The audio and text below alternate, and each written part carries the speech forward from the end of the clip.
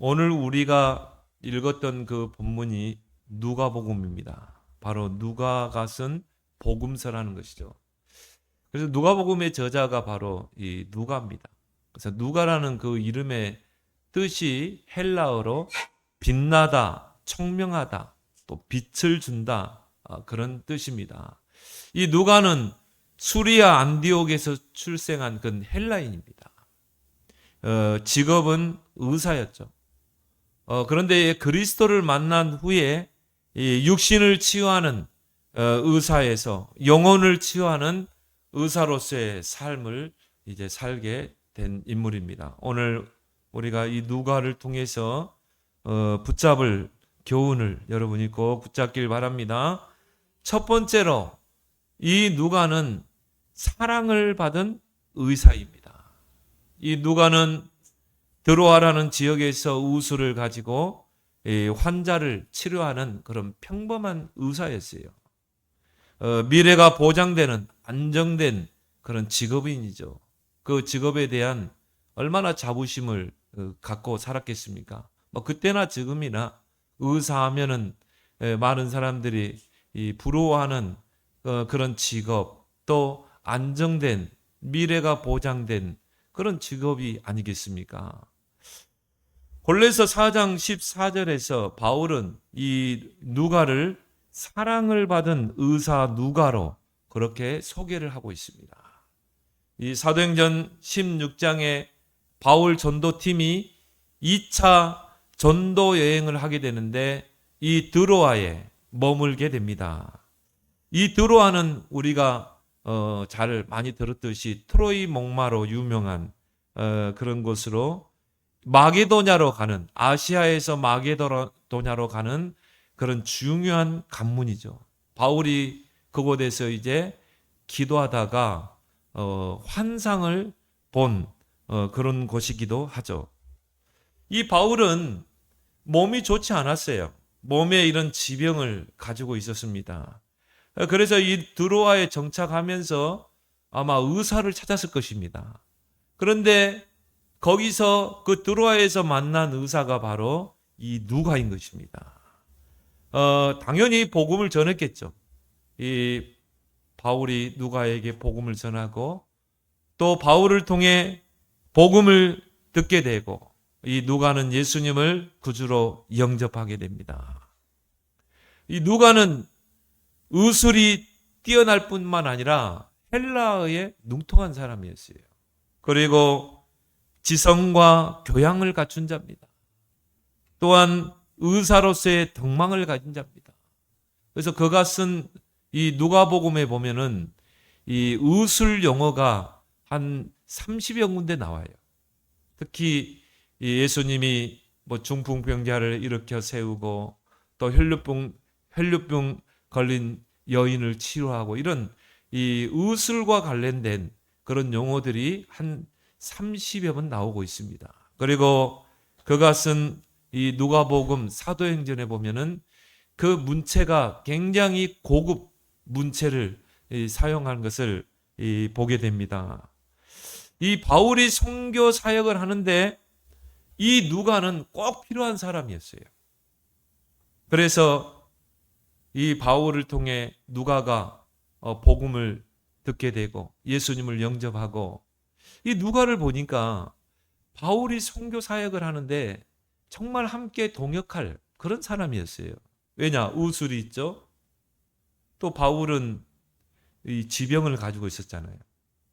또 바울이 앞으로 선교 여행을 떠날 마게도냐 지역은 헬라 지역이거든요. 그러면 헬라어에 능통해야 되잖아요. 통역도 해야 되겠죠. 거기에 안성맞춤인 인물이 바로 누가였던 것입니다. 그래서 바울이 이 의사 누가를 팀 사역을 하게 됩니다. 왜 우리가 복음을 전해야 되는지, 왜 많은 영혼들이 복음이 필요한지, 주님의 지상명령, 온 천하에 다 만민에게 복음을 전파하라 하셨다. 땅끝까지 증인되라고 했다. 그러면 이 일을 우리가 해야 되는데 바로 당신이 거기에 적격자다. 그런 팀 사역을 하게 되고 이 누가가요 거기서 결단을 내리게 됩니다. 그래서 바울과 전도팀을 따라 나서기로 결단하게 됩니다. 그 쉽지 않죠. 미래가 보장된 그런 직업, 안정된 직업을 가지고 있는 그가 그거를 내려놓고 바울 전도팀을 따라다닌다? 쉽지 않습니다. 그리고 바울이 움직이는 발걸음 속에는 많은 위협들이 도사리고 있었거든요. 바울도 고린도 후서에서 본인이 복음을 전하면서 많은 죽음의 고비를 넘겼다고 했어요. 근데 그 팀과 함께 동행한다? 쉽지 않습니다. 그런데 의사 누가는 자기의 그 직업을 내려놓고 미래가 보장된 그 의사의 길을 내려놓고 바울 전도팀을 따라 나서기로 결단하게 된 것입니다. 이 누가는 바울 전도팀과 동행하면서 그 자신이 가지고 있던 그 달란트인 의술로 전도자 바울뿐이 아니라 그와 함께 동행하는 전도 제자들 또한 많은 병자들을 만났겠죠. 그 병자들을 자신의 의술로 치료하면서 복음을 전파하게 됩니다. 그가 그리스도를 만나기 전에는 하나의 생계에 치중하던 의사였어요. 내가 이 의술을 가지고 정말 많은 돈도 벌고 좋은 집도 사고 좋은 차도 타고 다니고 또 내가 결혼도 해서 따뜻한 가정도 이루고 자녀도 잘 키우고 뭔가 그런 목적을 가지고 의사라는 그 업을 했지 않겠습니까? 그러나 그리스도를 만난 후에 그의 모든 직업관이 다 바뀐 것입니다. 그리스도를 만난 후에 그의 인생관, 가치관이 다 바뀐 것입니다. 여러분의 생이 그렇게 되길 바랍니다. 그리스도를 만나면 새로운 피조물이 완전히 바뀌게 됩니다. 그리스도를 만난 후에 생계를 위한 의사가 아닌 생명 살리는 의사의 길을 걷게 된 것입니다. 이 누가는 전도자 바울뿐만 아니라 하나님과 많은 사람들에게 사랑받는 그런 의사가 되었어요. 그만큼 그는 의술을 통해서 많은 사람들에게 복음을 전하고 또 사랑을 베풀었다는 것이죠. 그렇기 때문에 많은 사람들에게 특히 바울에게 사랑을 받은 의사로 그렇게 소개받았던 것입니다. 2세기에 쓰여진 그 누가복음을 소개하는 그 소개문에 보면은 이런 내용이 있습니다. 누가는 아내도 자녀도 없이 일심으로 주의 일에 헌신하며 85세 나이에 성령에 충만하여 잠들었다. 결혼도 안 했다는 거 아니겠습니까? 그리고 자녀도 없었겠죠. 그리고 뭡니까? 85세 나이가 될 때까지 자신의 의술을 가지고 많은 사람을 치유하면서 복음을 전파했다는 것이죠. 그게 바로 누가입니다. 그러니까 바울이 사랑할 수밖에 없는 거죠. 바울의 사랑을 받고 많은 사람들의 사랑을 받을 수밖에 없는 것입니다. 하나님은 이 누가와 같이 우리 자신이 나의 업과 기능을 가지고 복음 전파에 쓰임 받기를 원하십니다. 그래서 우리의 직업관이 바뀌어야 돼요. 여러분이 그것 가지고 내가 생계를 위해서 내가 돈을 번다. 이거는 예수 믿기 전에 창세기 3장, 6장, 11장이 기준인 그때의 나예요. 철저히 나 중심이죠. 그리고 뭡니까? 물질 중심, 돈 중심, 성공 중심, 출세. 그게 우리의 목표였잖아요. 그리스도를 만나고 바뀐 후에 우리가 계속 하나님께 쓰임받은 인물들에 대해서 이야기하죠. 마태도 그렇고 다 버려두고 예수를 따르니라. 그러면 다 버리고 또 그게 아니죠. 우리의 가치관이 바뀌는 것입니다. 인생관이 바뀌는 것입니다. 뭐가 중요하냐 이거죠.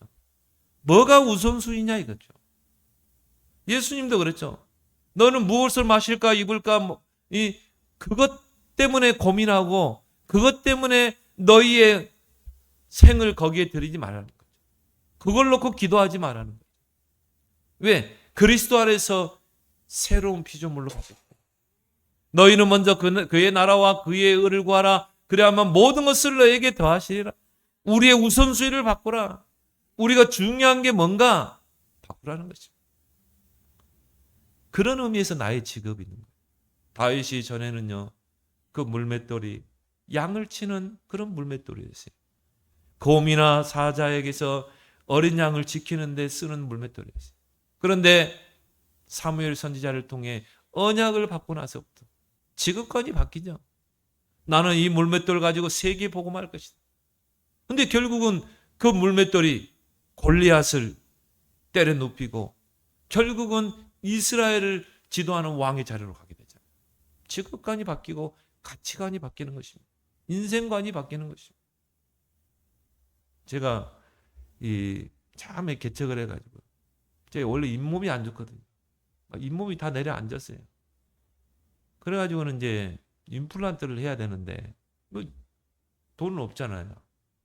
근데 지금은 이제 하나님 앞에 부름 받은 분이지만 예강교회 그 오길선 목사님이 자기가 이제 어느 치과에 가서 목사님이 이게 임플란트를 하셨대요. 저렴하게 했대요.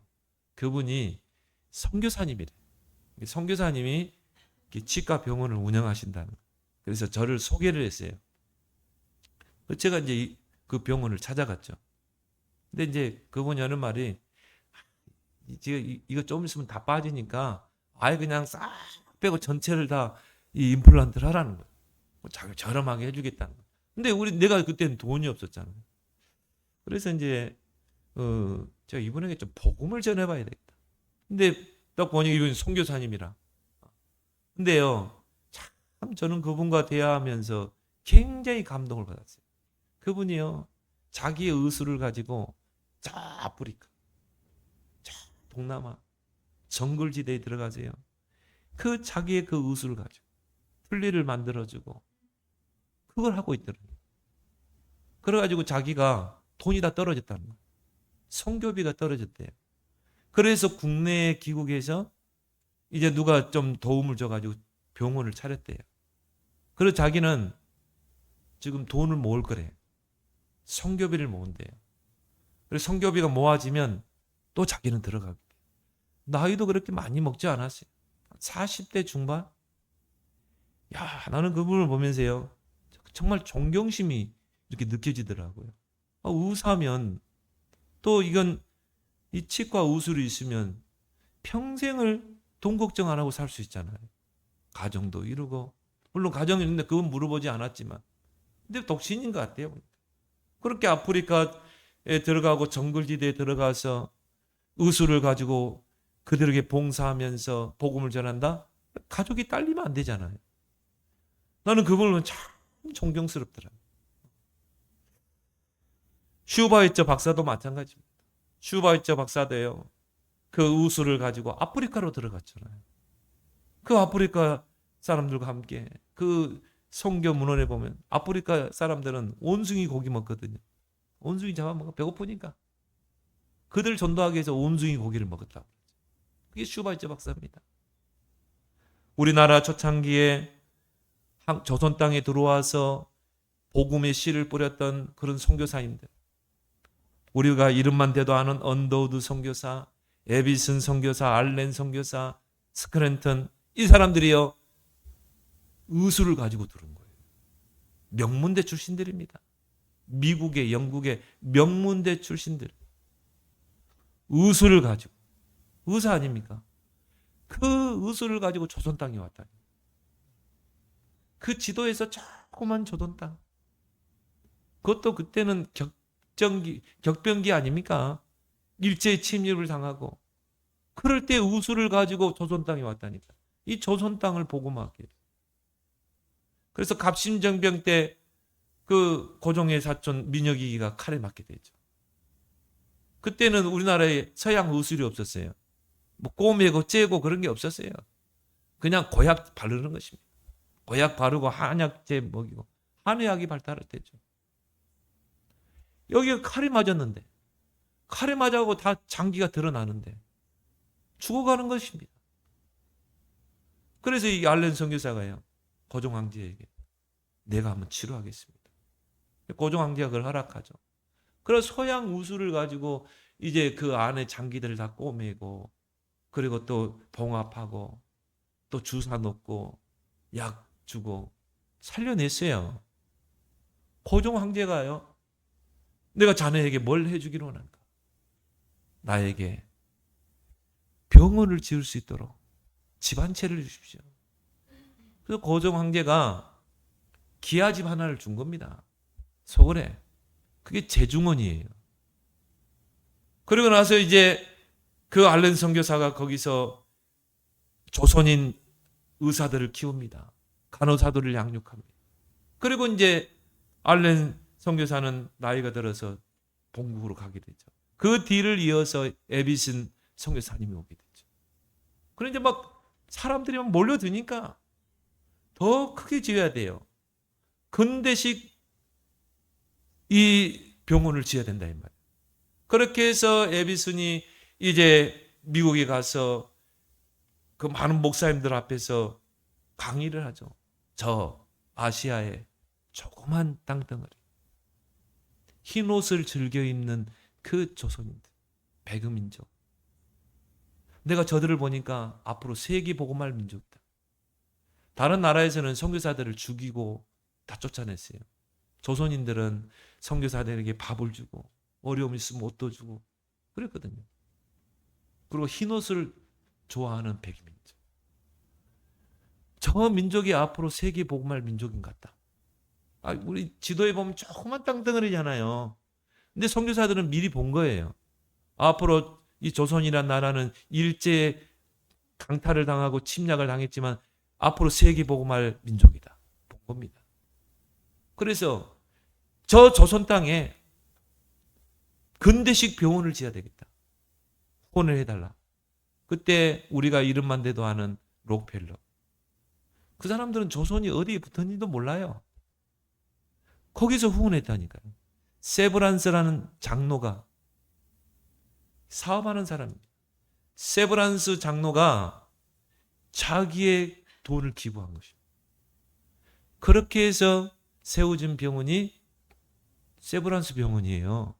그죠? 우리 세브란스 병원, 영동 세브란스 병원 이야기하잖아요. 선교사가 세운 거예요. 그 세브란스 장로가, 미국의 사업가인 세브란스 장로가 자기 돈을 기부해서 병원을 지은 것입니다. 조선 땅에 대해서 알지도 못해요. 한 번도 그 조선 땅이 어디 있는지도 모르는데. 그래서 병원 세워진 것입니다. 그 의술을 가지고 조선 땅을 밟은 이 젊은이들 다 20대 중반이었어요. 20대 중반에 조선 땅에 와서 그들이 병원 짓고 학교 세우고 그렇게 한 것입니다. 그들이 그 미국 땅에서 병원을 개업하고 살면요, 미래에 돈 걱정 없이 평탄하게 살 겁니다. 이 사람들이 우리나라에서 눈을 감기도 하고, 언더우드는 4대에 걸쳐서 선교사역했잖아요. 5대째. 그 언더우드 선교사의 5대째. 이제 우리는 한국을 선교할 필요가 없다. 왜? 대한민국은 이제 선교 대국이 되고 선교사를 파송하는 나라가 됐기 때문에, 선교비를 지출하는 나라가 철수했어요. 그 언더우드가 세운 학교가 연세대입니다. 여러분이 가지고 있는 그 업과 기능이 복음 안에서 귀한 전도의 도구가 될 줄 믿습니다. 그래서 사랑을 받은 의사. 두 번째, 이 누가는 누군가? 바울의 신실한 동역자였어요. 바울은 선교의 방향을 아시아로 잡았어요. 그리고 거기에 대한 많은 준비를 했습니다. 그런데요, 하나님이 그 문을 막아버린 것입니다. 아시아로 가는 문을 막았어요. 근데 그때 당시에 조로아스터교, 마니교, 불교가 아시아에는 융성했어요. 그러니까 뭐 바울이 아무리 선교 준비를 잘하고 가더라도 아직 하나님이 문을 안 열었잖아요. 이게 사도행전 16장 6절에 성령이 아시아에서 말씀을 전하지 못하게 하시거나, 성령께서 아시아로 선교의 문을 열고 가는 것을 막았다 이 말이죠. 그래서 바울이 왜 이 문이 열리지 않을까? 여러분이 문이 안 열릴 때는요, 멈춰야 돼요. 기도해야 됩니다. 여기 하나님의 계획이 뭘까? 그래서 바울이 드로아에 머물게 된 것입니다. 거기에서 집중 기도한 겁니다. 왜 아시아의 문을 막습니까? 그러면 하나님이 원하시는 선교의 방향이 어디입니까? 그걸 놓고 드로아에서 머물면서 집중 기도하는, 그 기도하는 중에 바울이 환상을 보게 되죠. 마게도냐 사람 한 사람이여 손질을 하면서 우리 마게도냐로 와서 복음을 전해달라, 이 환상을 보게 됩니다. 그래서 하나님의 선교 방향은 먼저는 아시아가 아니고 유럽이구나. 그래서 유럽에게 복음이 먼저 들어간 것입니다. 마게도냐를 통해서 로마로 들어갔죠. 로마를 통해서 유럽 전역으로 복음이 들어가죠. 그리고 이제 20세기에 동양으로 복음이 들어오게 된 거죠. 이게 하나님의 선교 여정이죠.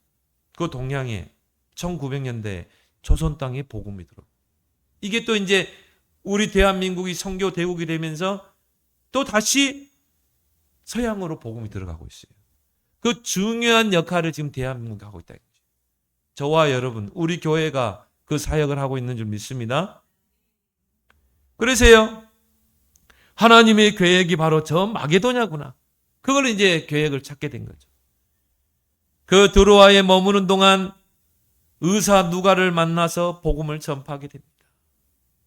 이 누가는 예수님의 복음을 듣고 예수님을 영접하고 인생의 중요한 결단을 내리게 되죠. 내가 전에는 나의 성공, 나의 출세를 위해서 내가 살았고, 내가 정말 이 의술을 펼쳤지만 이제는 나는 주를 위해 살겠다. 그런 위대한 결단을 하게 되고 바울 전도팀의 선교 여행에 함께 따라붙게 됩니다.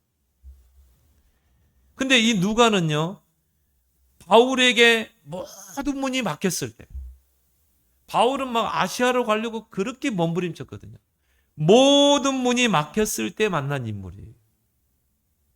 사도행전 16장 7절에 아시아로 가고자 예스되 예수의 영이 허락하지 아니하신지라. 그 문이 막혔을 때 바울이 그냥 대충 준비했겠습니까? 아니죠. 엄청난 준비를 했겠죠. 근데 그 문이 막힌 것입니다. 누가와의 만남은 바울에게는 큰 힘이 되었을 것입니다. 그래서 이 누가는요, 이 전도자 바울의 주치의가 되고 또 통역자가 되고 그리고 보호자가 되었던 것입니다. 여러분이 지금 응답문이 막혀 있습니까? 여러분이 뭔가 뚫리지 않는 막힌 부분이 있습니까? 그때가 중요한 시간표인 줄 믿습니다. 예, 드로아의 밤을 맞이해야 돼. 진짜 하나님께 집중해야 돼. 왜 하나님 나에게는 응답이 없어? 왜 하나님 나에게는 이렇게 문이 막힙니까? 기도할 시간표인 줄 믿습니다. 진짜 응답받을 시간표. 누가는 이 바울의 충실한 동역자가 되어서 바울이 가는 곳마다 어디든지 따라 나섭니다. 그래서 빌레몬서 1장 24절에 그 누가를 가르쳐서 바울은 동역자, 나의 동역자 그랬어요. 나의 동역자인 누가, 이렇게 말합니다. 그 말은 뭡니까? 그 누가는 바울과 동행하면서 이 마게도냐, 또 바울의 전도 행선지 로마까지 함께 동행한 인물인 것입니다. 바울은요, 그런 지병을 가지고 있어요. 고린도후서 12장 7절에 육체의 가시가 있었다고. 그거에 대해서 많은 사람들이, 이 신학자들이 안질이었을 것이다, 간질이었을 것이다, 아니면 뭔가 이게 불치병이 있었을 것이다, 여러 가지 이야기를 합니다. 근데 그거는 이제 우리가 안 나와 있겠다. 여하튼 뭔가 그가 하나님 앞에 생명 걸고 금식하고 3번 간절히 기도했을 만큼 그런 아픈 지병이 있었던 것 같아요. 그러면 이 누가는 바울에게는 없어서는 안 될 사람이죠. 꼭 필요한 사람이었던 것입니다. 누가는 의사로서의 자신의 그 재능을 복음을 위해서 헌신하게 된 것입니다. 그래서 늘 바울 곁에서 바울을 돌보고 또 그를 치료하고, 그렇지 않으면 바울이 사역을 할 수가 없어요. 그런 중요한 역할을 했던 동역자가 된 것입니다. 바울이 이제 로마에 도착하게 되고 로마에서 복음을 전하다가 이제 붙잡히게 됩니다. 그리고 감옥에 갇히게 되죠. 지하에, 깊은 지하의 감옥에 손발이 착고에 채이고 감옥에 갇히게 되는 거예요. 근데 그 바울을 따랐던 제자들이요, 하나 둘 바울을 떠나가는 거예요. 왜? 자기들도 위협을 당할까. 바울 곁을 하나 둘 떠났어요. 바울이 동역자라고 했던 그런 데마 같은 사람, 또 마가 같은 이런 인물들이 아리스타고 다 바울을 떠나갑니다. 근데요, 누가는 끝까지 남아서 바울을 보살피고 그 자리를 함께한 것입니다. 그 인물이 누가라는. 그래서 디모데후서 4장 11절에 바울이 로마 감옥에서 쓴 디모데후서에서 누가만 나와 함께 있느니라. 다 떠나고 제자라고 했던 나는 바울 선생님의 오른팔이 되겠습니다. 나는 바울 전도자의 왼팔이 되겠습니다. 다 떠나고 오직 누가만 남아있느니라. 그런 이야기를 거기 썼죠. 이 누가는 전도자 바울의 조력자예요. 동역자예요. 주치의가 된 것입니다. 그 로마의 깊은 감옥에, 지하는요 춥습니다. 얼마나 겨울인데 춥겠어요. 춥고 배고픈 그게 감옥이에요. 근데 거기에 바울과 함께 했다니까. 바울 곁을 지켰다니까. 얼마나 추웠겠어요. 얼마나 배고팠겠어요. 그리고 바울은 지병을 가지고 있어요. 누가가 그 자리를 떠나버리면 어떻게 되겠습니까? 바울은 지병이 이제 도지게 되죠. 이 누가는 바울을 떠날 수가 없었던 것이죠. 그래서 바울의 2년 감옥 생활을 거기서 함께한 것입니다. 정말 그래서 바울에게는 없어서는 안 되는 동역자였던 것이죠. 누가는 바울이 감옥에서 숨을 거둘 때까지 그 바울 곁에서 바울을 돌보고 또 보호하고 또 치유하면서 그 자리를 지켰던 진정한 동역자. 바울의 죽음을 목격했거든요. 그 자리, 바울이 숨을 거둘 때까지 그 자리를 지켰어요. 여러분, 목회자에게 최고의 자산이 뭐라고 생각합니까? 목회자의 최고의 자산. 목회자 곁에 동역자가 있다는 것. 그게 목회자의 최고의 자산이에요. 목회자가 무슨 물질을 바라겠습니까? 그러나 목회 얘기를 안 하겠죠. 목회자의 최고의 자산은 곁에 동역자가 있다. 정말 누가 같은 동역자가 있다. 정말 함께 할 수 있는, 함께 동고동락할 수 있는 그런 동역자가 있다는 것. 이게 목회자의 최고의 자산이에요. 또 최고의 행복일 겁니다. 최고의 기쁨일 겁니다. 목회자 곁에 동역자가 있다. 그래서 동역자라는 그 말이 헬라어로 시네로고스예요. 그 뜻이 뭡니까? 짐을 같이 지는 자, 멍에를 같이 메는 자. 바울이 복음 때문에 로마에서 잡혀가지고 저 지하 감옥에 손발이 착고에 채 있다니까요. 그리고 이제 사형 집행만 남아있는 것입니다. 이미 사형 선고를 내려졌고 집행 날짜만 기다려. 그게 2년이었다니까요. 근데 그 곁을 지켰던 인물이 누가? 그 춥고 차갑고 배고픈 그 지하 감옥. 바울에게는 얼마나 위로가 됐겠습니까? 바울도 사람입니다. 두려웠겠죠. 아무리 믿음이 좋은 사람도요, 사형 선고가 내려지고 죽음이 가까워지면 두려움을 느낍니다. 그런데 누가는요, 그 바울에게 큰 힘이 된 것입니다. 이런 정말 짐을 같이 지는 동역자, 멍에를 같이 매는 그런 동역자가 되기를 예수 그리스도는 축원합니다. 로마서 16장에 그런 인물들죠. 바울이 자랑스럽게 이야기하잖아요. 보호자, 동역자, 식주인. 세 번째, 누가는 어떤 자인가? 이방인으로서 성경을 기록한 인물이에요. 성경에 많은 저자들이 있지만요, 다 유대인이지만 오직 헬라인 한 명이 나옵니다. 그 인물이 바로 누가예요. 이방인입니다. 근데 성경을 기록했고 그가 쓴 누가복음이 성경 속에 들어왔다니까요.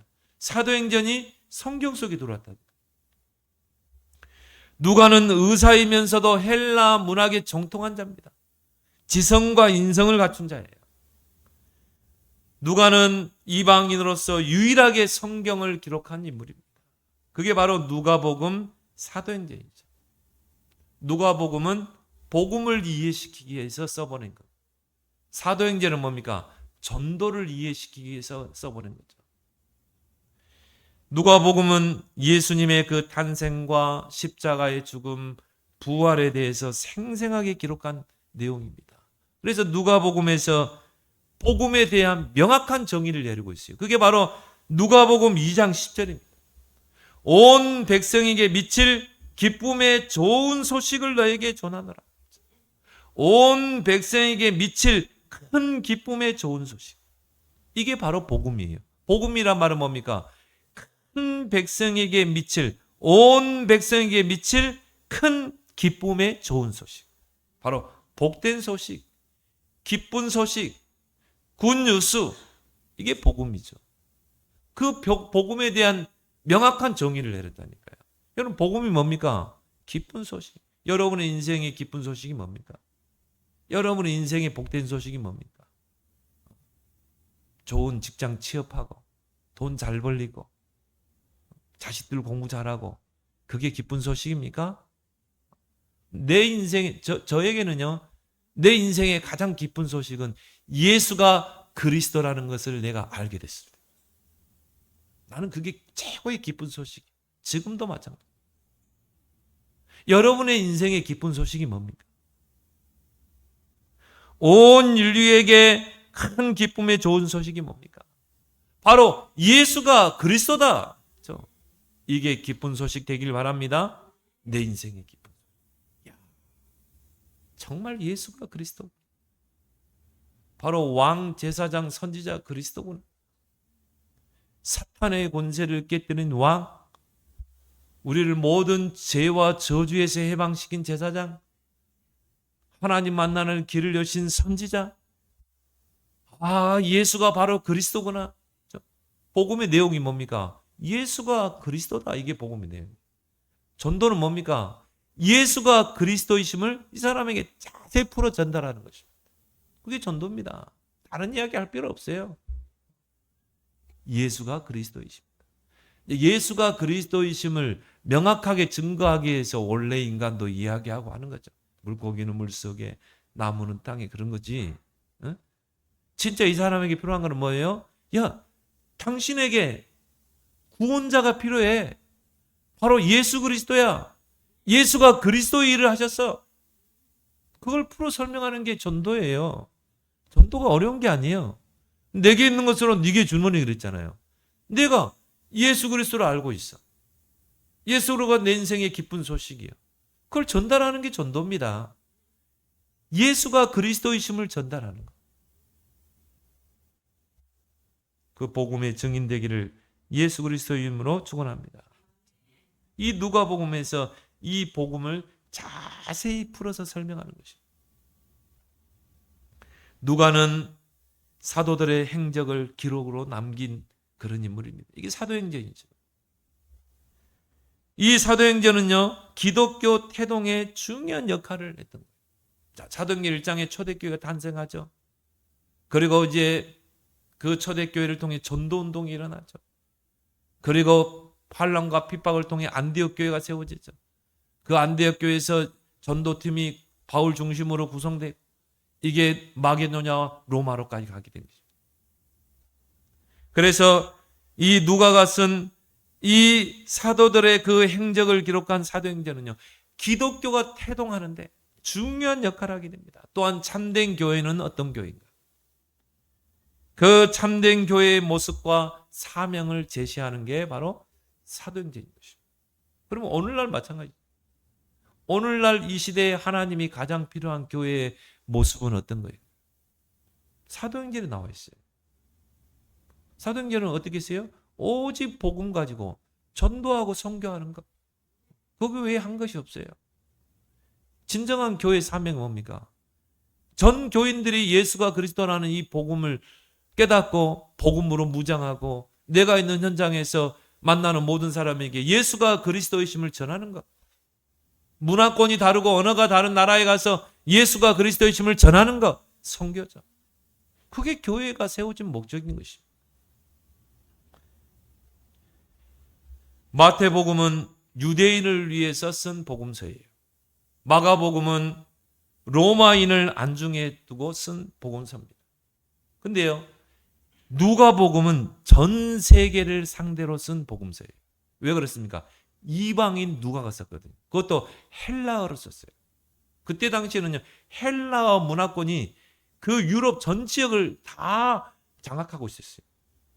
그래서 누가복음은 전 세계를 상대로 쓴 복음서. 그 증거가 사도행전이잖아요. 이게 어디까지 갔어요? 로마까지 갔잖아요.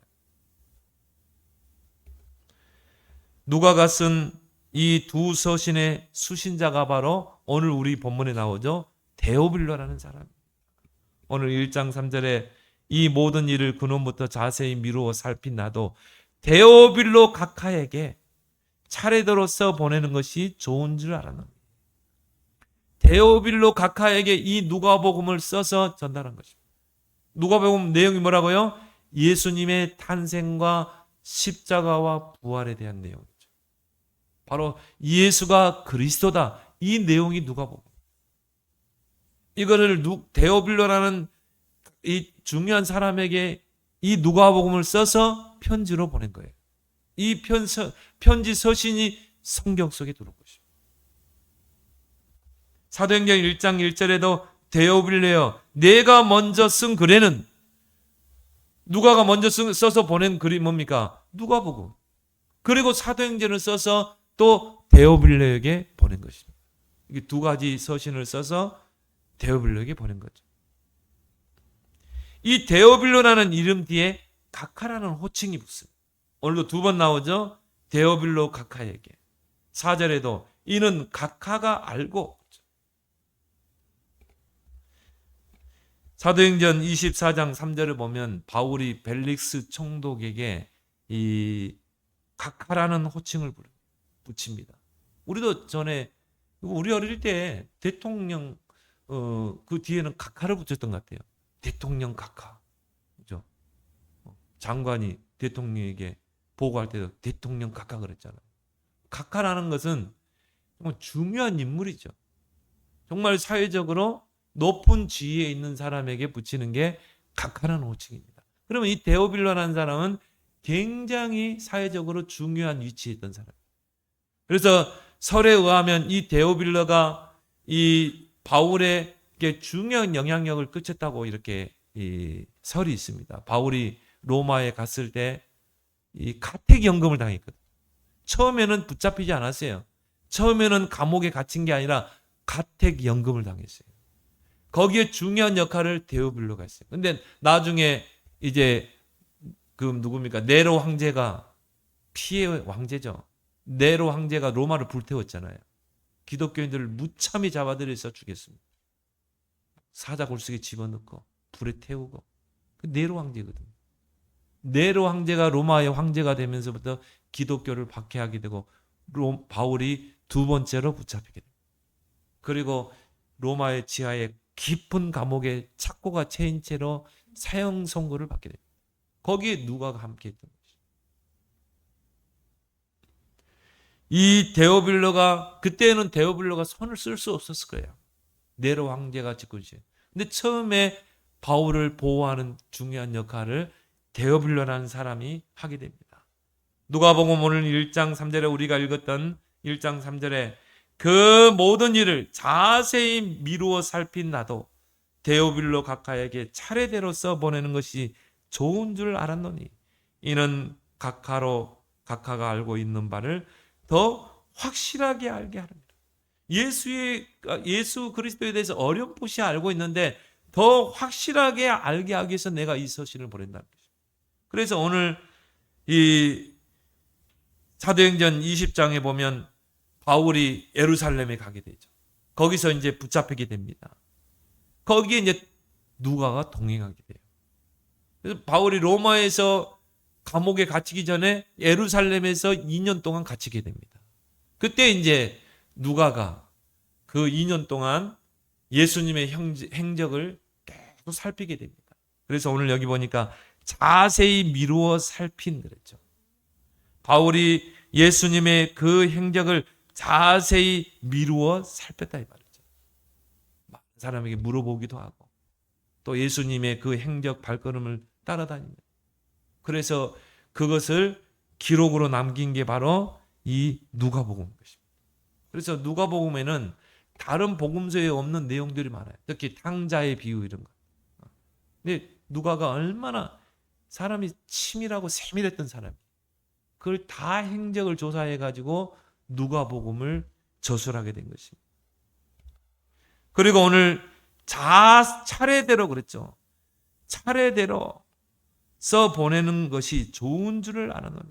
그래서 이 데오빌라는 그 한 사람을 세우기 위해서 차례대로 먼저 누가복음을 써서 보내고 그 다음에 사도행전을 써서 보낸 것입니다. 그 데오빌라를 전도자로 세우기 위해서 차례대로 써 보내는 것이 좋은 줄을 알았노니 이는 각하가 알고 있는 바를 더 확실하게 하려 함이라. 확실하게 예수가 어떤 분인가, 예수 그리스도가 어떤 분인가를 알고 확실하게 세우기 위해서 내가 이 서신을 보낸다는 것입니다. 예수 그리스도에 대해서 깊이 연구하고 살펴서 체계적으로 써서 보낸 게 바로 누가복음이죠. 한 사람을 위해서. 여러분 주변에 전도대행사 한 사람을 정해보세요. 내가 이 한 사람을 내가 그리스도로 여러분들 할 것이다. 제자로까지 세울 것이다. 이런 가슴을, 누가가 가졌던 그 가슴을 여러분이 갖길 바랍니다. 얼마나 데오빌로 놓고 기도했겠습니까? 누가가 쓴 복음서, 이 누가복음을 바탕으로 만든 영화가 예수라는 영화입니다. 그 유명한 예수라는 영화.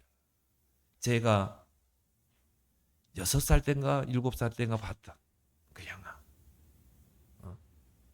우리 친구 그 집 담벼락이요. 좀 높았어요. 그때 선교사님들이 그 담벼락에다가 페인트 칠을 하더라고요. 흰색 페인트를 칠해가지고. 그 밤에 마을 사람들 다 불러 모아가지고 영사기 돌려가지고. 그때 이제 두 가지를 보여줬어요. 처음에 이제 그 유관순 열사에 대한 거. 두 번째가 예수 영화라. 그 영화를 보면서 제가 얼마나 감동을 받았는지. 6살 때인가 7살 때. 아니 저분은 무슨 죄가 있어서 저렇게 채찍을 맞고 조롱을 당하고 그 손과 발에 못이 박혀야 되는가? 왜 가시관을 써야 되는가? 내가 그 어린 심정이에요. 그냥 예수 그리스도는 구원자다. 뭐 그거는 6살 때는 어떻게 믿어졌겠습니까? 그냥 불쌍하다. 아 저분은 왜 저렇게 고난을 당하셔야 되는가? 어릴 때 제 가슴속 저 예수는 왜 고난을 당해야 되는가? 그게 제게 딱 의문으로 왔다니까요. 그 예수라는 영화가 누가복음을 바탕으로 만들어진 영화라. 1969년도에 대학생 선교회죠. CCC죠. CCC에서 제작을 했어요. 그래서 여러 신학자들의 자문을 구하고 여러 자료를 가지고 이 누가복음을 가지고 이 영화를 만들어냈어요. 예수 영화죠. 제가 6살 때 감동 있게 봤던 그 영화. 2007년 기준으로 1005개 언어로 번역됐습니다. 지금도 번역되고 있습니다. 안 들어간 나라가 없어요. 예수라는 영화. 여러분 시간 되면 꼭 보기 바랍니다. 다 보셨죠? 다 보셨죠? 한번 보세요. 누가복음의 내용을 그대로 영화로 옮겨놨어요. 그래서 이방인으로서 성경을 기록한 자. 여러분이 이 누가를 여러분의 교훈을 삼아서 이런 복음 전파에 쓰임 받는 여러분 되길 바랍니다. 하나님 아버지 은혜를 감사합니다. 오늘 복음의 동역자 의사 누가에 대해서 오늘도 우리를 교훈하신 하나님 고맙고 감사합니다. 그가 그리스도를 만나기 전에는 생계를 위한 의사였지만 그리스도를 만나건 후에는 영혼을 치유하는 의사가 되어 사랑을 받는 의사가 되었고 정말 지병을 가지고 있는 전도자 바울의 곁에서 바울과 동행하며 신실한 동역자가 되었고 이방인으로서 성경을 기록하여 데오빌로라는 그 인물에게 정말 복음을 전달했던 것처럼 하나님 우리가 바로 사랑을 입은 전도자요 또 전도자의 신실한 동역자요 또한 그리스도의 복음을 전달하는 전도자로 쓰임받게 하여 주시옵소서. 예수님의 이름으로 기도드리옵나이다. 아멘.